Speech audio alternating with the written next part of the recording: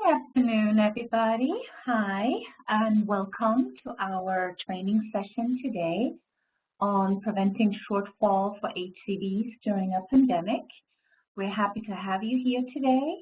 And first, I want to go over some housekeeping rules. Oh, let me start with introduction. I'm sorry. I'm Siglinde Chambliss. I will be your narrator today for the particular training session that we are just starting for preventing shortfall. And I want to go over some housekeeping rules just to make sure we have a smooth training session for everybody and experience. Remain muted during the webinar unless invited to unmute. Questions can be entered in the Q&A section throughout the presentation and will be addressed at the end and at intervals during the webinar. This webinar is being recorded and will be posted on the HUD Exchange website at a later date. So I would like for you to know that we will have, during this particular training session, some poll questions, and we also will have some questions that we're just going to post out, and we'd like to have your participation to share with us your experience in regards to this or open up for questions, and hopefully we can have a lively discussion and learn from each other during this particular presentation. Next slide, please.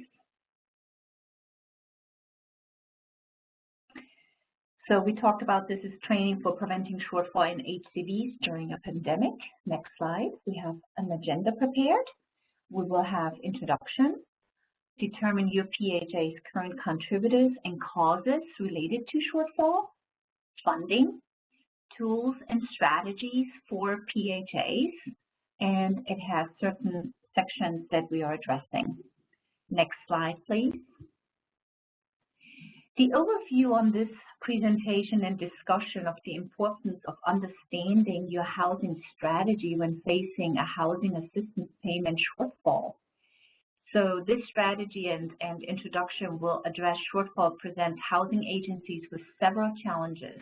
We will focus on contributing factors and causes related to a shortfall. We will explore current funding availability when you discover you are in shortfall. And additionally, we will discuss tools and strategies for consideration. Lastly, we will discuss data, data quality, and data accuracy. Next slide, please. So what is shortfall and what implications does it have on the housing authority in the short term and long term? Shortfall exists when any authority is in a position where budgeted HAP dollars and HUD-held reserves can no longer cover necessary HAP outlays for landlords through the calendar year end due to any of the following reasons. You did not use your analytical tool like the two-year tool to see that you cannot pay your current HAP obligation. There was overleasing, and here's an important reminder. Shortfall set-aside funding cannot be provided to address a shortfall caused by overleasing. Increased per unit cost as we are experiencing during the COVID-19 pandemic, and excessive utility allowances that if you observe, you could consider potentially improvements like solar installments on panels, update the rates, and perform your consumption study to help bring the excessive utility costs down. Next slide, please. Long term, meet the housing needs. Long term, you will not be able to meet the housing needs of the community. Ports may need to temporarily suspend due to lack of funding, and you may need to suspend project-based voucher contracts for new construction. The short term, I skipped that, I'm sorry, you may be able to cure the shortfall by temporarily stop issuing vouchers for your agency and not absorbing the ports. Next slide, please. I would like to take this section to open up for polls, to just put a poll on this particular material and hear from you. And the polls are just literally yes and no questions. And the poll will open up for you momentarily. And you will have 2 minutes to answer the poll questions. Do not be shy. Please let us know. The questions are you at utilization capacity? Yes or no? Is your PUC growing? Yes or no? Have you performed rent reasonableness studies? Yes or no? Are you experiencing an influx of interim changes due to job loss? Yes or no? So please take the time. The poll is open for you for 2 minutes. We are about 45 seconds into the poll, so plenty of time. Think about these questions and let us hear from you.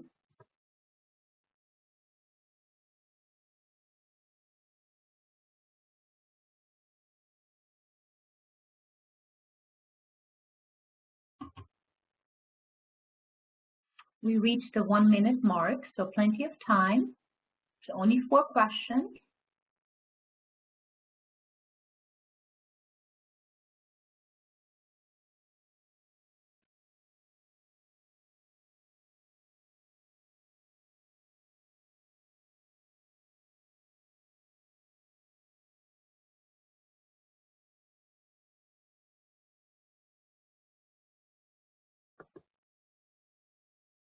And we have about 30 more seconds left to answer the questions in the poll.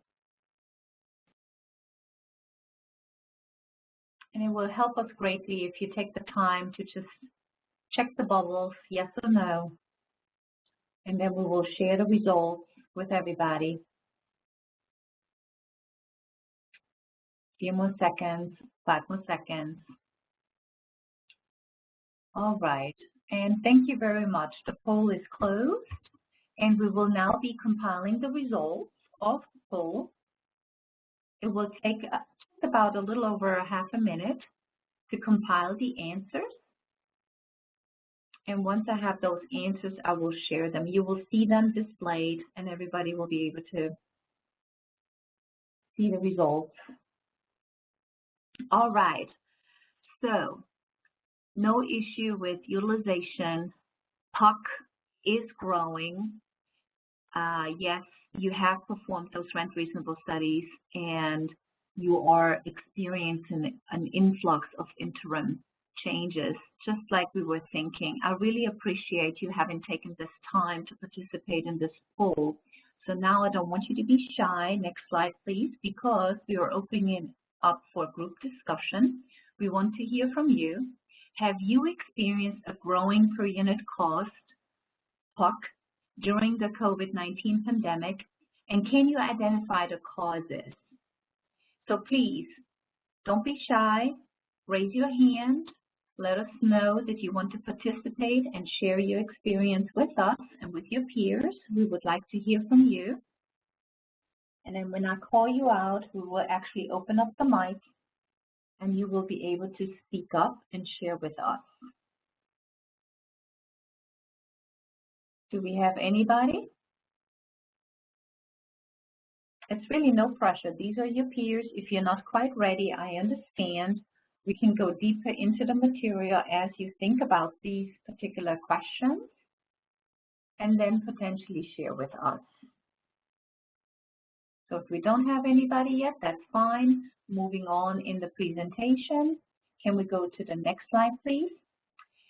Determine your PHA's issues causing the shortfall.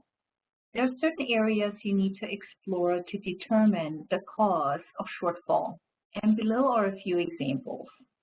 Rent reasonableness. Have you performed this study? And as we already saw in the poll question, then yes, you are on top of this particular topic. Interim changes. Can you quantify how many interim changes you have had to process since the pandemic started due to loss of income? The data consistency and quality with voucher management system and the PIH Information Center, in short PIC, and the need for the review between VMS and PIC data against accounting records? Are you using your 2-year tool for your trending? PUC, are you observing an upward trend in the tool? And for mobility and portability, have portability vouchers to high rent districts affected your ability to manage your HAP? So with that said, we are going into our next important poll because that will help us through the material. Next slide, please. And we will be opening up another poll where we would like to have your participation. 2-minute poll will be open for you. Again, only yes or no questions. To ask, do you have dedicated staff that monitors the numbers? Do you use the 2-year tool? Do you frequently update your voucher management system data? Do you perform quality control, QC, on your data? Do you work closely with finance? And are you one of the authorities that needed shortfall funding? So I know there are 6 questions. You have 2 minutes, 30 seconds past, so you have plenty of time to fill in the bubbles, yes or no. And we would like to hear from you on these important questions and share with your peers as part of this training session.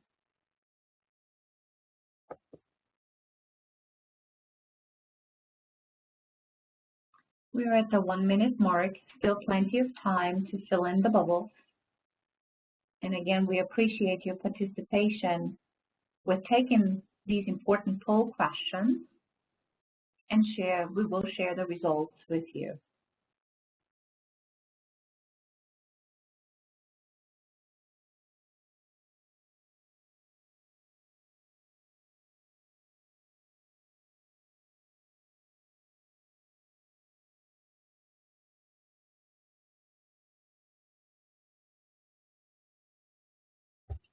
Still plenty of time. I noticed this particular poll, I'm sorry, I misspoke, is open for 3 minutes because there are 6 important questions, not just 4.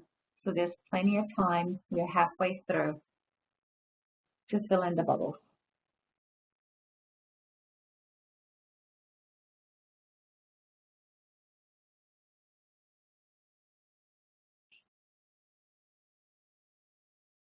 One more minute left on the clock to answer the poll questions.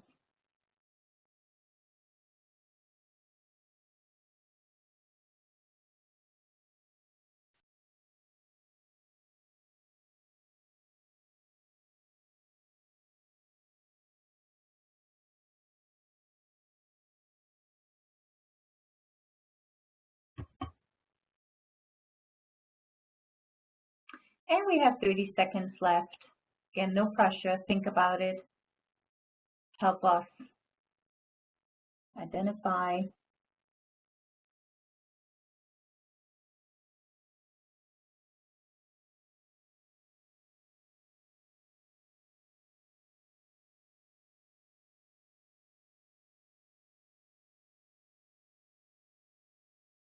Okay, time is up and the poll is closing. Like I said, it takes a few minutes, about a half a minute, to compile the results related to the poll, which we will share with you momentarily when it's available.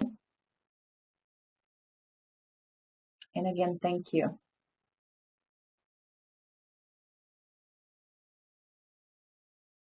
All right, the answers are in.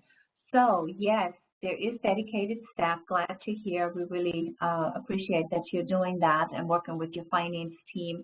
You're obviously getting comfortable working with the 2-year tool, and you are frequently updating data in voucher management. I think we learned enough how critical that is to get to clean data and quality assurance of data. So all good to see all the poll questions coming out exactly where we were hoping they're going to be. And I'm glad to see that we only have very, very few, not even a handful, that may be experiencing shortfall funding. Thank you again very much for participating. On that note, don't be shy. Next slide. We are opening up for discussion because, again, this session is also for you and we want to hear from you. Take a minute and let us know what you think are the most important factors you are facing in preventing HAP shortfall. Like I said, let us know, raise your hand, and let us know by name if you want to participate and share your thoughts with your team members on this training session. And I will name you and we will unmute your microphone to speak to us. And like I said, you're in a good, safe environment. These are your peers. We love to hear from each other. And it might be important insight you can share with somebody else that they may not have considered. So again, if you're not quite ready, I understand. I don't have any takers at this moment. All right, well, maybe a little later down the road. Let's go into our next session. Next slide. We are going to dive deeper into shortfall. Let's talk about funding. Next slide, please.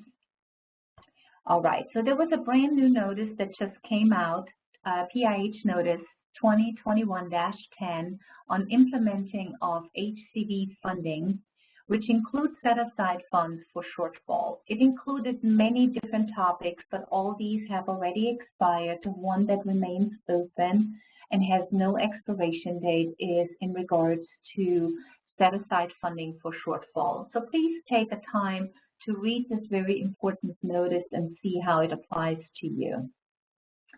And the HUD shortfall prevention team will determine the shortfall set-aside funding eligibility. So that's the importance of this particular notice. Next slide, please. The importance is that you will follow the instructions and the deadlines for submission requirements. And like I have stated, the deadline for other funding requests has passed with the exception of the set-aside funding for shortfall.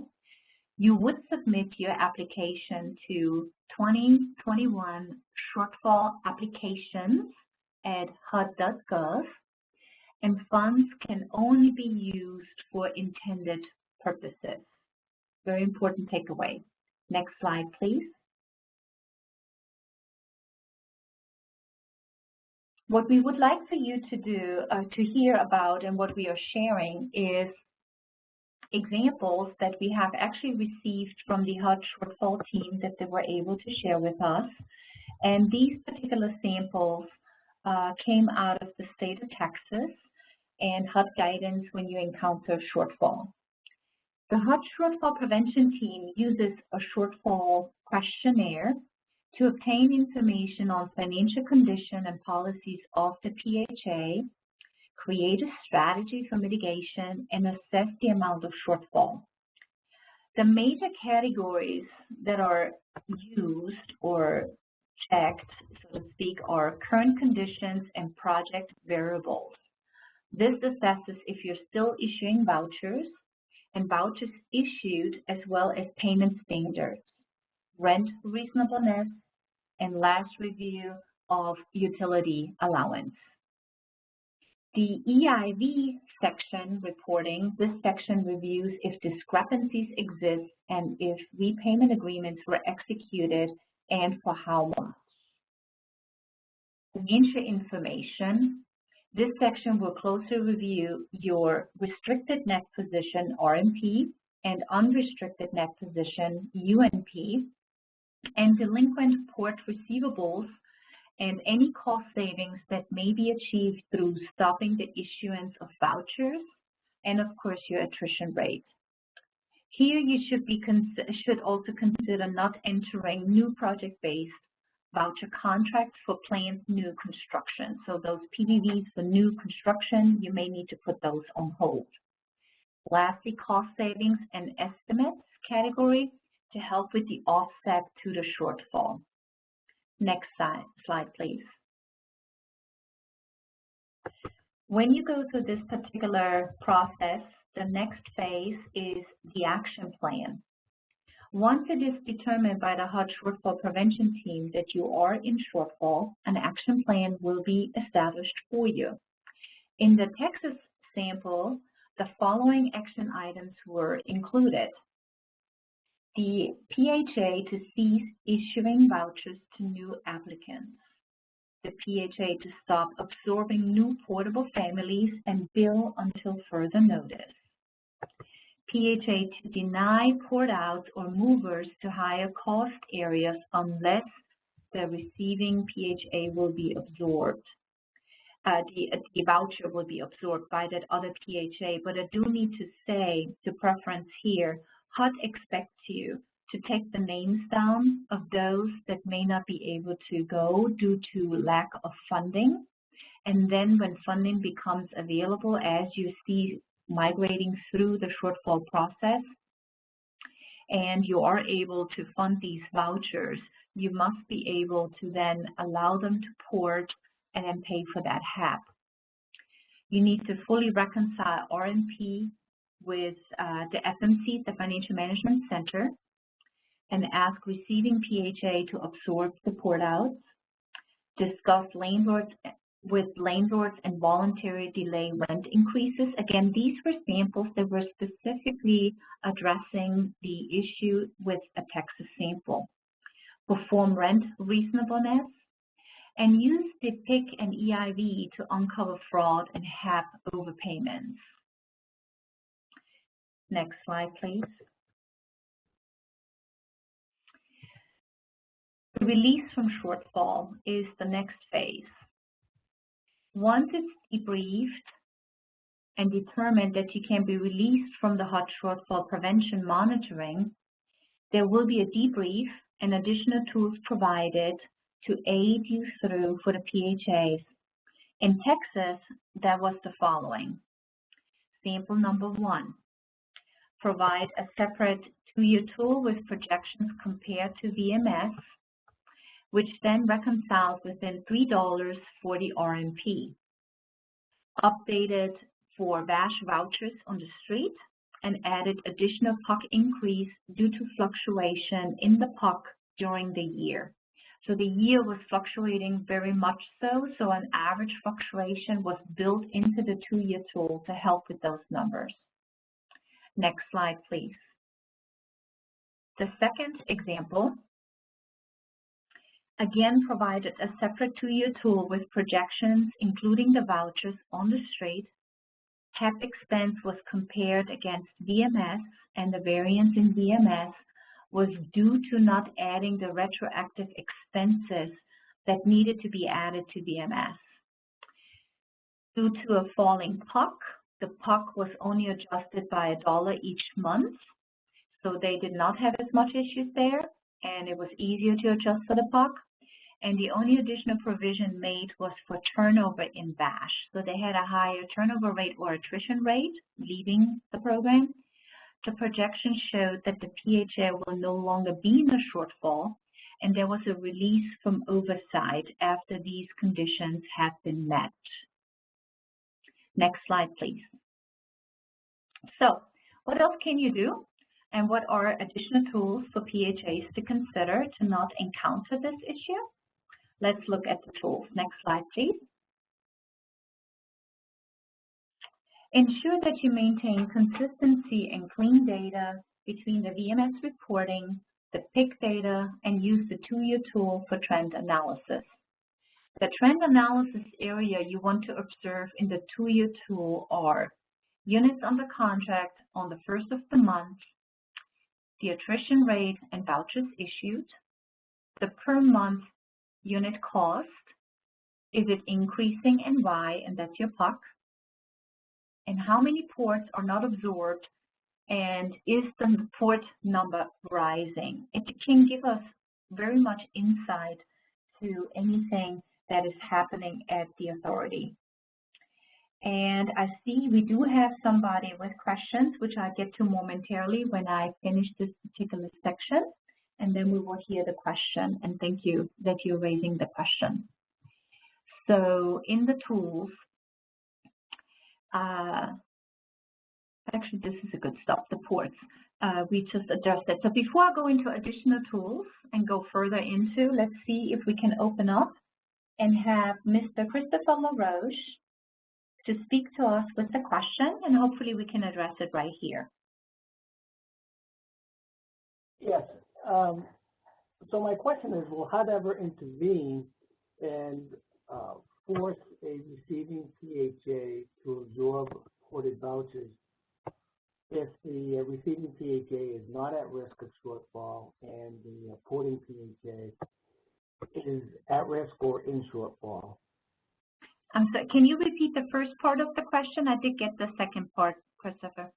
Will HUD ever intervene and force a receiving PHA to absorb vouchers if they have budget authority and are not at risk or in shortfall? You know, I have not seen that in any of the samples, and I really appreciate your question. So in any of the samples that were shared with us, HUD does not really intervene, but what they do very well, the shortfall prevention team, they will work with you in any of the questions that you may have, and maybe be more like a liaison facilitator, because many conversations will take place, emails and phone calls, to be able to share your experience that you have. I did gather that from the materials that we gathered, and the helpfulness of the shortfall prevention team from the HUD side to get you through this particular process. You can never force the other entity, of course, to absorb any of those ports, but it's a wise tool, especially when the other entity may have utilization issues or want to get to the 98%. So it's a valid question, and it's definitely a good tool for any housing authority to review and consider when the funds are available to absorb. But I really appreciate your questions out there, and maybe there is another housing authority on this particular training session that might be willing to share if they had any of this happening with the ports, and maybe their approach to the port situation. Rather to absorb to meet their utilization, or not ever considering absorbing ports. If anyone has an insight that they want to share, that would be great. And thank you again, Christopher. And we are going to wait and see. I don't see anybody else raising their hand at this point. Moving on with the additional tools that we have. So we're going on to the next slide, please, for additional tools. What else can we do? When was the last time you have performed a utility study and updated your utility allowances, and are they excessive? As I have said earlier in a slide, there's many different options now to help with utility costs and lowering consumption. Solar happened to be one of those items that you can consider, and especially also any other equipment that lowers consumption, low flow, the light bulbs that we're using, your other plumbing, your low flow in the faucets. Take a look at that and see if the landlords would be willing to consider these particular pieces, which we're already doing at the low-income housing side, but check with your landlords. Of course, it will help with the excessive utilities. And have you reviewed PIC and EIV numbers to help to uncover fraud? Sometimes I think we are not spending enough time between these tools just to see, but fraud can be uncovered. The repayments are coming back to you. You know that one half of the fraud income is coming back to your UNP side, while the other one is going back to the RMP side. So it's definitely worthwhile to go through and review those particular tools. Next slide, please. Other tools and observations. During the pandemic, the need for housing due to homelessness or loss of income will rise and increase the demand for housing. Ask the district or states that serve your ports to absorb them and remove that pressure on your budget. It is not recommended that you temporarily restrict the moves to higher cost areas unless you do not have any resources to cover the ports. And then you cannot, as I have stated earlier, and I wanted to make that clear in the Texas example, HUD did not encourage that you deny and or delay rent increases to landlords. You can ask, but if they do not want to participate in that temporarily, you cannot do that. Typically what happened here, what we observed is the 2-year tool trending tells you that you have an arising issue. You may then use the strategy if you were about to increase the rents as a result of rising increase in FMR and temporarily delay that. But when you do that, please communicate well with your landlord so they know they don't feel punished and you essentially end up with an issue on providing the much needed housing. Next slide, please. Let's talk about rent reasonableness. During a pandemic such as COVID-19, your rents become sensitive to the market as landlords may exit the program. Make sure you stay on top of your rents and review frequently. Perform comparability study versus market study that you are in line. Are rent controls in your area in place? Maintain a process and avoid being squeezed out of the market. And then make frequent updates to those rent data points. Next slide, please. Let's see what we can do with those interim changes. Interim changes, what we are asking here is process all interim changes due to income loss as quickly as possible for participants to remain housed during the COVID-19 pandemic. Backlog. If funding is still available from the HCVP admin fee from the CARES Act funding, you are permitted to hire temporary staff or authorize overtime to mitigate the backlog or use your unrestricted net reserves. So very important for the individual not to lose housing and to mitigate the concerns for the landlords when a tenant may lose their job during this pandemic, that they have an assurance that the rents are being paid. So process those as quickly as possible. And then watch out for your trends and causes, understand the market trends and causes for job loss putting pressure on subsidized housing. COVID-19 is one of several factors that can trigger a shortfall. However, you also want to be aware in the type of state that you are operating in, such as loss of industry in your state or jurisdiction, particularly manufacturing plants closing or even moving, relocating a major business, or natural disasters. All those can trigger pressure on HAP payments as we have seen before with other disasters. And then please use your 2-year tool for frequent updates so you can stay in stepping with your numbers and you can forecast by using the 2-year tool based on your variables, predictions, things that you see out there. Next slide, please.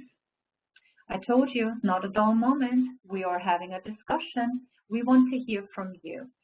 What is your current experience? Let us know if you can share with us, especially when we have different regional areas participating in this training. We would love to hear from you. If you have any of these factors apply to you or had experience and how you handle that, we would love for you to raise your hand. Let us know that you want to speak, and we will unmute your microphone.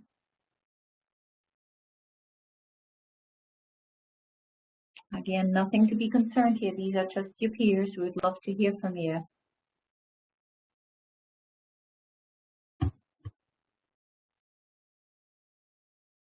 Give it a few more seconds. I know it can be hard finding where are my tools. Where can I find raising the hand?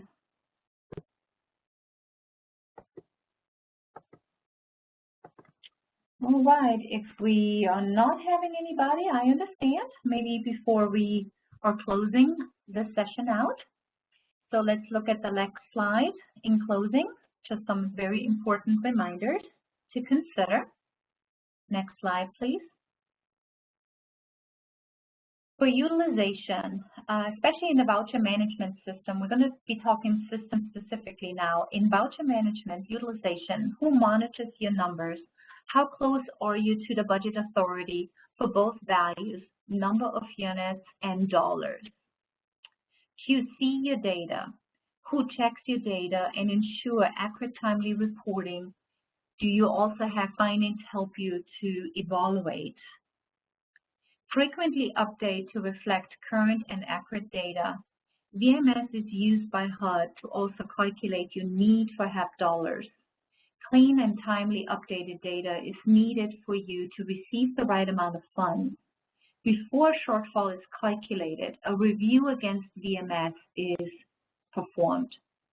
Do not forget the retros. So the retros are when you are in a phase where you had a little delay and the contract should have been effective on the 1st, but you executed it a little later, but it was effective for the 1st. When you have those numbers, timely update those. They're not just important for the HAP spending, but also for your admin fees earned.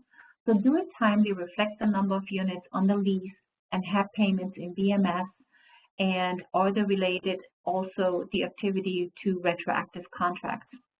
If you only do it once a year and you're in shortfall position, then your analysis of dollars needed is flawed and it's not supported for the budget authority. So you want to think about that, especially when your dollars are tightening. Reconcile to general ledger. It is imperative as the auditors test against VMS, and the data should be in the threshold percentage of acceptance.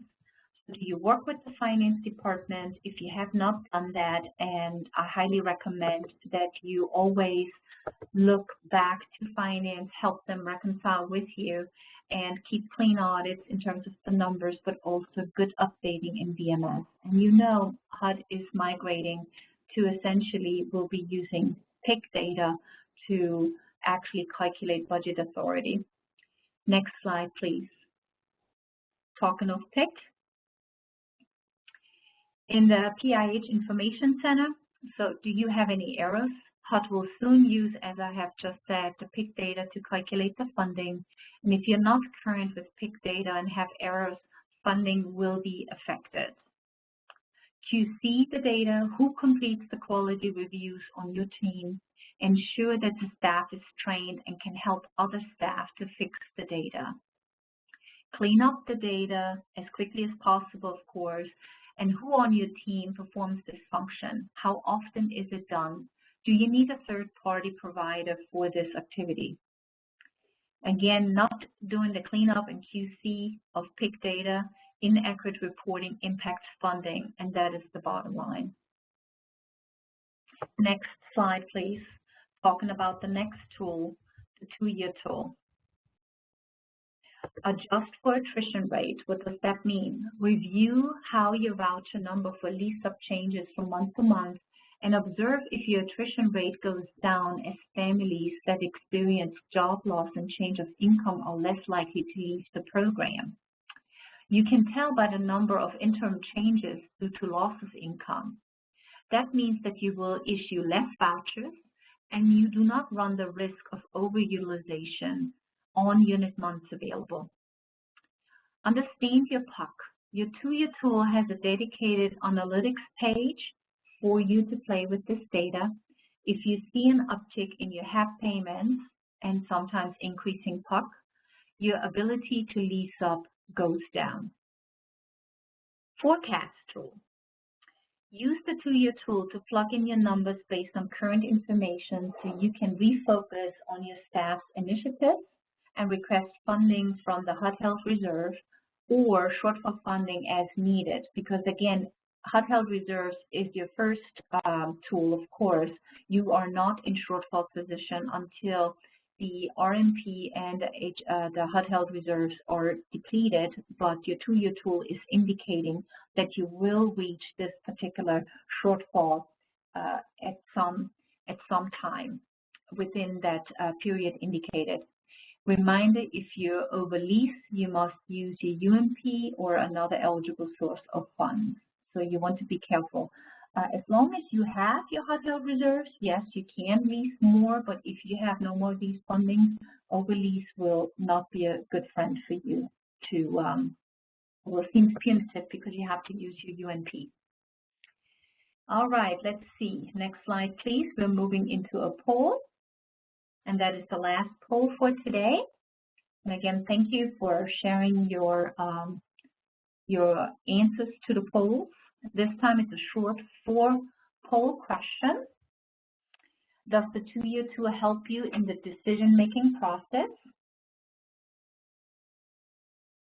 Are you comfortable with all tabs? Has it helped you to redirect your business strategy or process flow? And do you need more training? This will be a short poll, 2 minutes, and after this poll, we will be allowing Mindy Cochran to also ask a question or comment, and we handle that after the poll. Thank you very much. So we have about 1.5 minutes to go. 4 questions, 8 bubbles, yes or no, keeping it simple.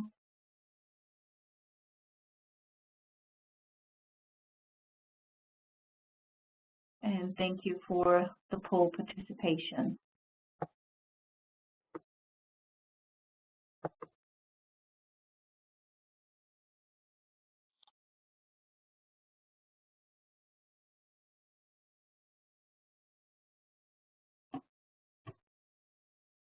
We have a minute left in the poll. So plenty of time, read over the question. Yes or no.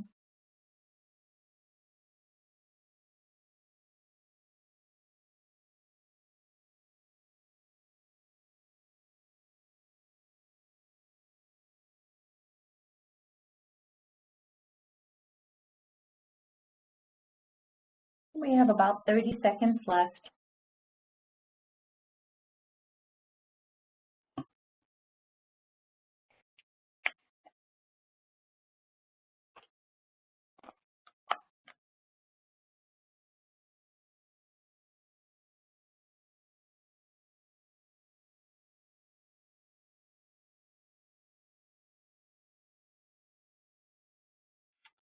And this poll is about to close on the countdown to 1. Thank you very much. As the poll is closing, we are compiling the results. Give us a few seconds. I will review with you before we go into our question and comment.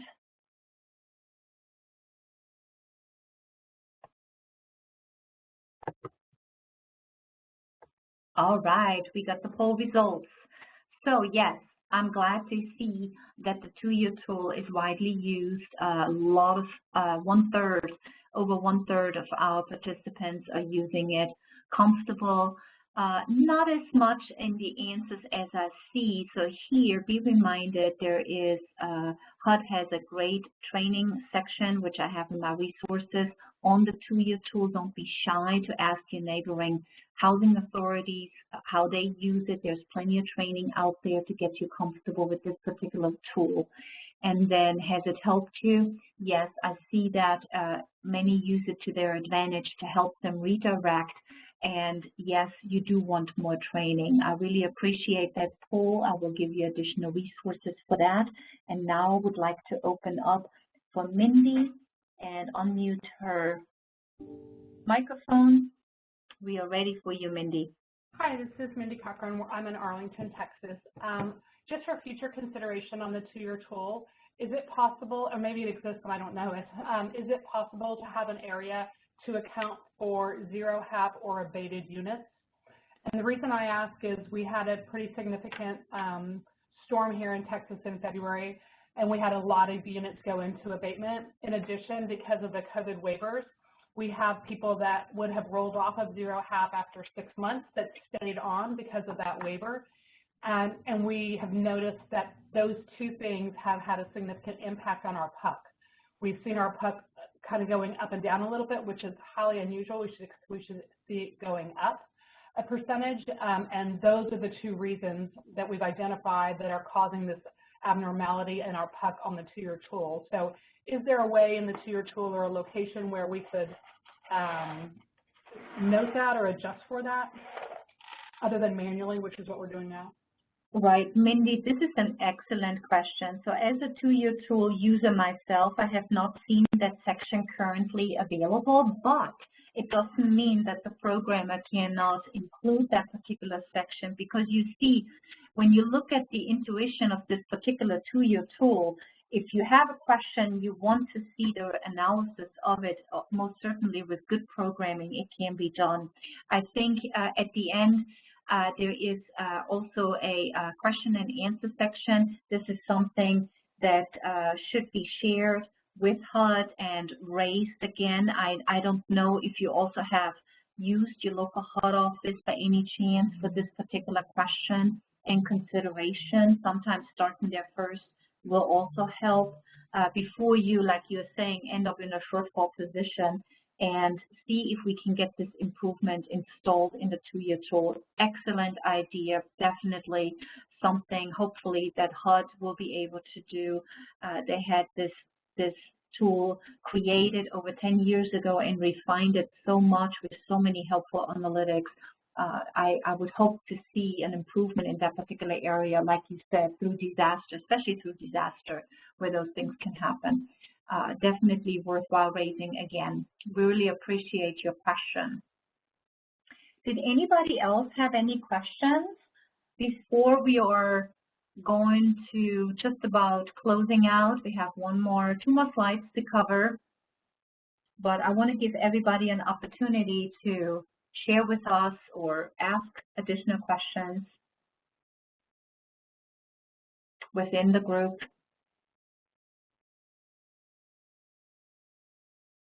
I don't see anything yet. All right, I'm going to be monitoring. Let's move to the next slide, please. We will be talking mobility and move. The option and choice effect. Are you observing a higher rate of relocation to other jurisdictions? Why are your tenants moving? Do you understand the reasons? And do they have other choices for them locally? When to enforce limitations. You can set a temporary moratorium for ports only when the ports to other jurisdiction or higher rent jurisdiction cause a shortfall. PHAs are reminded that when this occurs, to note down the names of the participants that were denied the port and alert them when funding is restored. Ask receiving jurisdictions to absorb portable vouchers in high rent districts.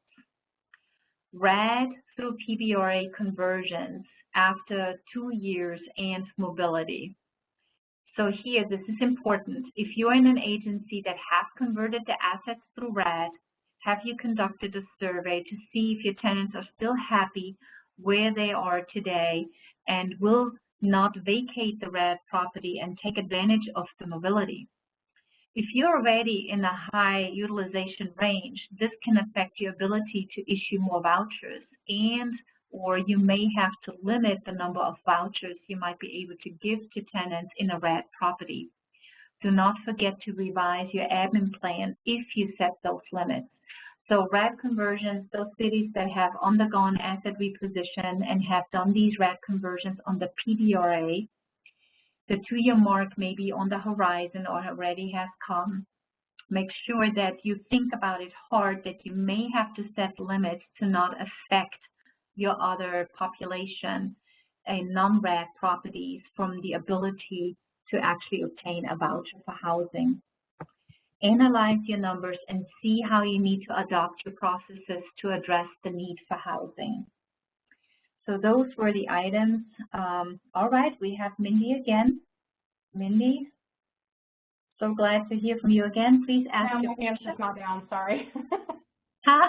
I just didn't put my hand down, sorry, I forgot to. Oh, Lord, I thought I had another speaker on the floor. All right, Mindy, I appreciate you. Thank you so much. You bet. Next slide, please, going into more resources. So the resource that I already mentioned earlier was your PIH Notice 2021-10 implement. Yes, that actually should have said 10. I'm sorry, 2021-10 implementation of federal fiscal year 2021 funding provisions for the Housing Choice Voucher Program, and your HEP set-asides. Pull it up. Your email instructions are in there on how to request funding, work with your local HUD office. I also have a guidebook link here. These links are hot links and hyperlinks. When this training session is actually posted, then you will be able to click on that particular link and save it in your favorites. So there's a HCV guidebook on moves and portabilities and additional tools there. There's also your two-year tool.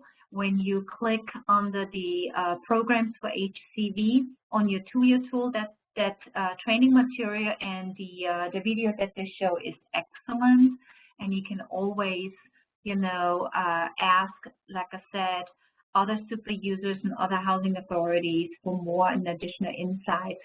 And then, of course, cost-saving notice that was given. It's a good notice. It's an aged and older notice, but it's still a very good example to learn from, which was PIH notice 2011-28. And with that, those are additional resources that may be helpful to you in the immediate needs.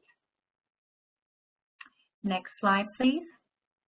For any additional questions, know that this is a TA service requested from HUD that we are providing, and you can send your questions to hudfmc.trainings, an S at the end, @IEM.com. Make sure you use your subject line and say PHA COVID-19 TA post-training follow-up questions. Please include in the body of your email the requester's name, requester housing authority, the training topic, including the training attended, because we did have several trainings. This is training session number 4. The specific issue and or questions, be brief, and then email and phone number so we can get in touch with you. So again, the questions can be emailed to hudcc.trainings@IEM.com. And if there's nobody else there that wants to speak, one more last opportunity. We are going to conclude this particular session for today. We thank you for your participation. Next slide. Next slide is just a thank you slide. We thank you for your participation today, taking important time out of your day and participate in this particular session to learn more about shortfall and tools related to shortfall mitigation. Again, thank you very much and hope to see you in our next training sessions that are coming down the road. Have a great day. Bye.